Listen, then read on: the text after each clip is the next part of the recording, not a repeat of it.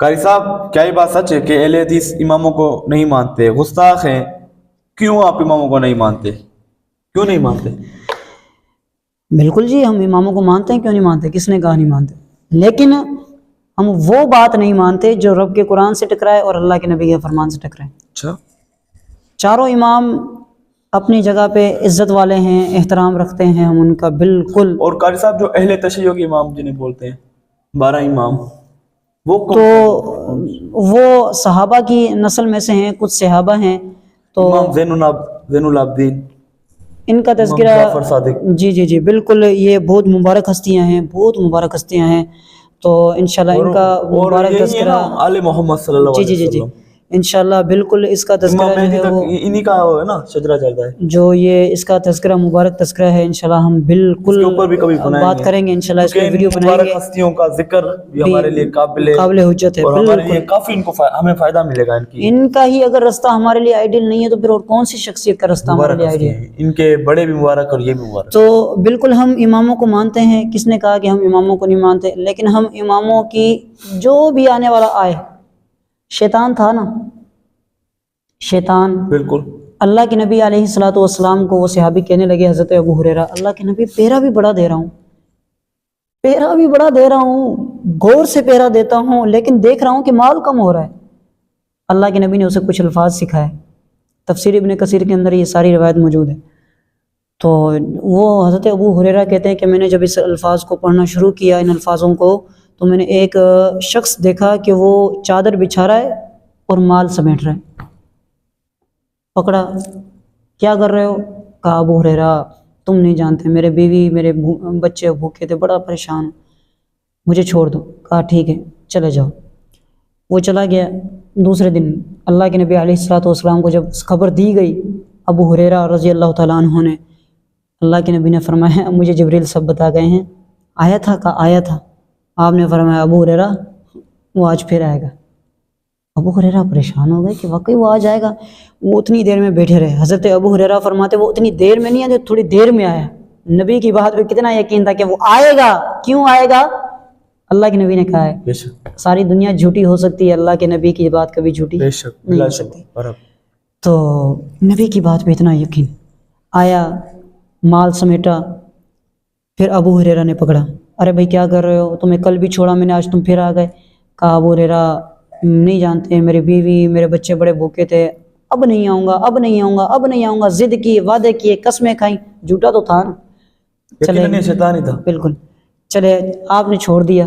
ابو ہریرہ پھر اللہ کے نبی کے پاس آئے، کہا اللہ کے نبی یہ بات ہے، تو آپ نے فرمایا ابو ہریرہ وہ آج پھر آئے گا۔ اسے وہی ہوا معاملہ، وہ آج آیا۔ کہا آج تو میں چھوڑوں گا نہیں، چل اللہ کے رسول کے پاس۔ کہا ابو ہریرہ تمہیں میں ایک دعا بتاتا ہوں، وہ تم پڑھ لینا، تمہارے مال کی کبھی چوری نہیں ہوگی۔ ابو ہریرہ نے فرمایا چلو اچھا بتاؤ۔ انہوں نے اس نے آیت الکرسی بتائی۔ تو اللہ کے نبی کے پاس جب آئے، کہا اللہ کے نبی نے فرمایا ذاک الشیطان، اے ابو ہریرہ بات کرنے والا تھا پہلے نمبر کا جھوٹا، پر بات سچی کرے گا۔ اور اس میں وہ والا کانسیپٹ بھی آتا ہے نا، جی ہاں، کہ یہ نہ دیکھو کون کہہ رہا ہے، یہ دیکھو کیا رہا ہے، لے لو اگر اس سے فائدے کی چیز مل رہی ہے۔ اگر ہماری قرآن کی کتاب سے، صحیح حدیث سے، اگر کوئی یہودی بھی حوالہ دے کے ہمیں کہے کہ تمہارا قرآن یہ کہتا ہے، اور ہمیں اگر ہماری نصیحت کے لیے، تو ہم اس کی بات تھوڑی مانیں گے، ہم تو اپنے قرآن کی بات مانیں گے۔ حق بات کر رہا ہے، صحیح بات کر رہا ہے، جی چاہے وہ ہندو تو ہاں بالکل، ہم تو شیطان کی بھی وہ بات ماننے کے لیے تیار ہیں جس کی تصدیق رسول اللہ صلی اللہ علیہ وسلم سے کرتے ہیں۔ محمد رسول اللہ صلی اللہ علیہ وسلم نے فرمایا۔ امام ابو حنیفہ رحمہ اللہ کیا ہستی تھی، کیا کہتے ہیں؟ ایک دلجید صفحہ نمبر 57 پر امام شاہ ولی اللہ محدث دہلوی رحمہ اللہ کی وہ کتاب پر پوری عبارت موجود ہے۔ کہتے ہیں کہ اذا قلت قولا یخالف کتاب اللہ، پوچھنے والے نے پوچھا کہ اگر آپ کو ایسی بات کہی جائے جو اللہ کی کتاب اس کی مخالفت کرے تو کیا کریں؟ آپ نے فرمایا اترکوا قولی بکتاب اللہ، پکڑ کر دیوار میں لگا دو۔ آپ نے فرمایا میری بات اللہ کے قرآن سے ٹکرا جائے، میری بات کو پھینک دو، چھوڑ دو اللہ کی کتاب کی بات۔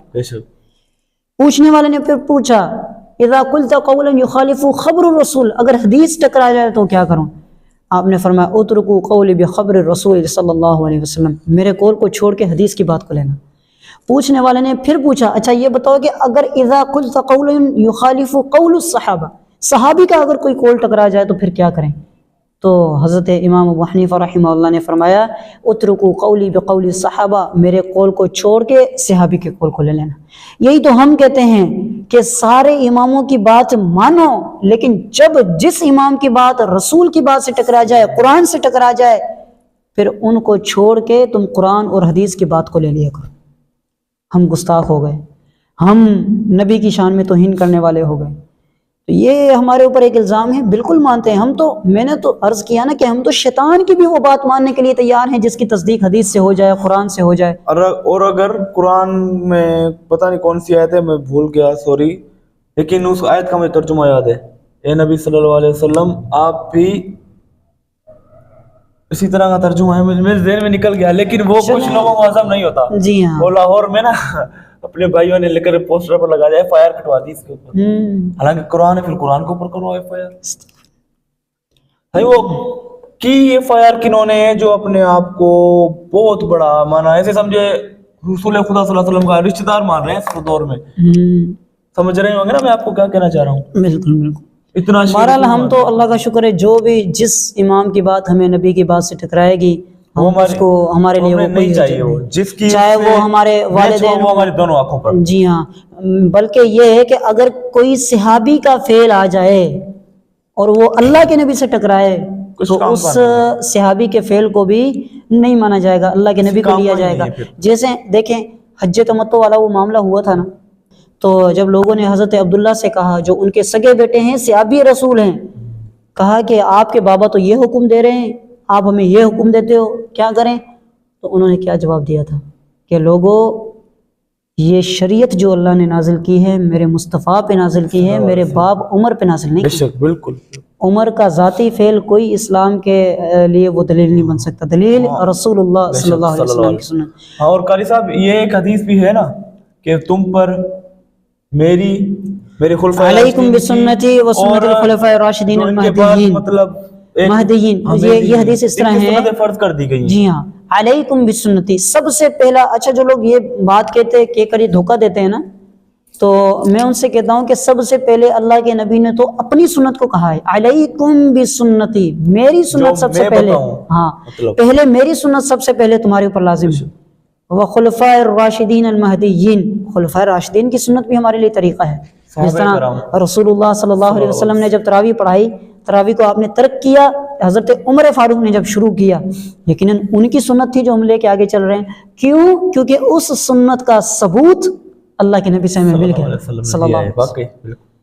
تو بالکل ہم ماننے کے لیے تیار ہیں۔ تو ایسے چاہے وہ کسی کی بھی بات ہو، چاہے وہ امام کی بات ہو یا کسی کی بھی بات ہو، بہت سے جو ہے وہ آراء ہیں جو محدثین نے اپنی طرف سے جو ہے وہ کچھ نہ کچھ جو پیش کی ہوتی ہیں، لیکن ظاہری بات ہے اس کے اندر بھی احتیاط یہی دیکھا جاتا ہے کہ واقعی ان کی بات رسول اللہ صلی اللہ علیہ وسلم کی بات سے نہ ٹکرائے، کوشش یہی ہوتی ہے۔ لیکن اگر ٹکرائے گی تو یقیناً ہم تو انہی کا، امام ابو حنیفہ کا ہی قول مان کے چھوڑ رہے ہیں نا۔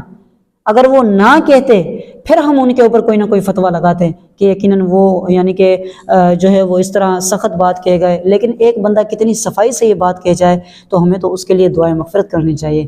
تو ہم بالکل مانتے ہیں جس کی بات قرآن اور صحیح حدیث سے ملے گی انشاءاللہ ہم اس کو ایکسیپٹ کریں گے اور لوگوں کے سامنے ضرور رکھیں گے۔ جزاکم اللہ خیر۔